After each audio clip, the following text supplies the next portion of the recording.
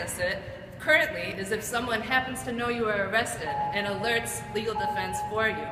We need to see everyone actually experience their right to counsel, their right to phone calls in order to interrupt this false confession epidemic. We're known now nationwide, internationally, for police torture, abuse, overreach, and there is a simple solution that is homegrown and fueled by these volunteers and more. If everybody is able to call us from the police station, we're able to respond, and this is everyone's right. We have been in discussions since last July with this mayor's office, as well as legal affairs for the Chicago Police Department. Since July, they have talked to us and said that they are considering the simple reforms of posting our number and making sure people have early access to the telephones in their police stations. This is only reasonable. It's something we're asking for them to do today. Superintendent McCarthy can simply issue a directive saying, make sure everybody can use the phone. No one should be held incommunicado. This is a constitutional right. And post the number for legal aid so that these Miranda rights can actually be real.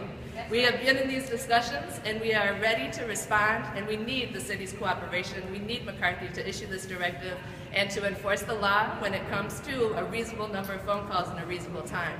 We're calling on that to be defined as 2 hours or less. We think that is reasonable. Within 2 hours, you should be able to reach out to your loved ones and to your attorney and let them know that you are being held in a Chicago police station. Our attorneys at the other end of 1-800-LAW-REP4 are volunteer pro bono attorneys interested in protecting your rights, and we're ready to respond.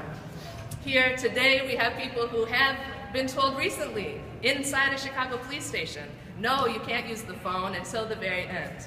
Who would have called us, who would have been able to ease the fears of their family, having known that they were disappeared and not knowing where.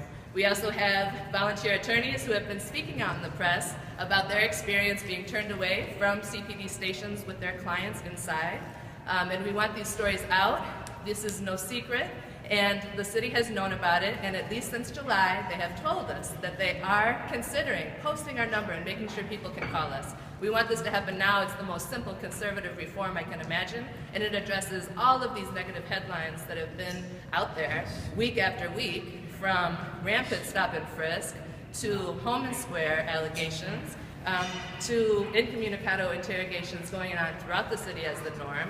We're ready. This is a positive thing. Chicago doesn't have to be known only for police torture and false confessions. It can be known as the police department and the city who actually put in play a really positive solution and allowed advocates to go in and do their role in this process. So next I want to introduce, please, Charles Jones.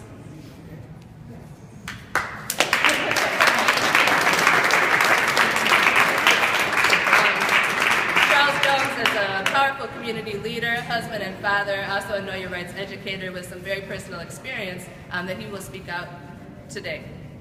As Elijah was saying, every person suspected of a crime has a right to a phone call. Miranda rights give us the right to counsel. However, this whole thing has been undermined by the Chicago Police Department, because if I want counsel, I have to be able to call counsel. Once you are arrested, you are told you can't have a phone call till you are booked and processed. At this time, the interrogation is over with, the lineup is over with, everything is over with. So the whole right to counsel has been undermined by the practice of the Chicago Police Department. Last week, I was arrested and taken to Holman and Fillmore Police Station. Immediately upon my arrival, I demanded a phone call. I was told, wait a minute. After that, I kept asking for my phone call. I was told I will not get a phone call until I'm already booked and processed.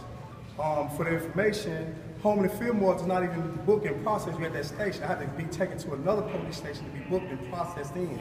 So all the time while I was at Holman and Fillmore, approximately, I believe, 6 to 8 hours, I was denied all access to any outside communication. So, and this is like the norm. It happened to me, but this is the normal operating procedures. Young guys who I work with, they have complaints we've been filing with IBRA for like the last year of being denied and your right to counsel being totally undermined. If you have a right to counsel, how can you access counsel if you can't communicate with counsel? You can't just send a telepathic message saying, hey, lawyer, come at the station, please come. So that's why we're here today, and I hope some changes are being implemented and some changes are being made. If not, we're gonna have John Berg all over again. The reason John Berg stuff went undermined was because no one was allowed to call, no one was allowed to communicate with their family members. By that time, you was already in the county jail. By the time you get a chance to tell your family, hey, the police did this to me, they did that to me. No one's can investigate because it's over with. And I hope today that everyone, pays attention. I hope some change are being implemented.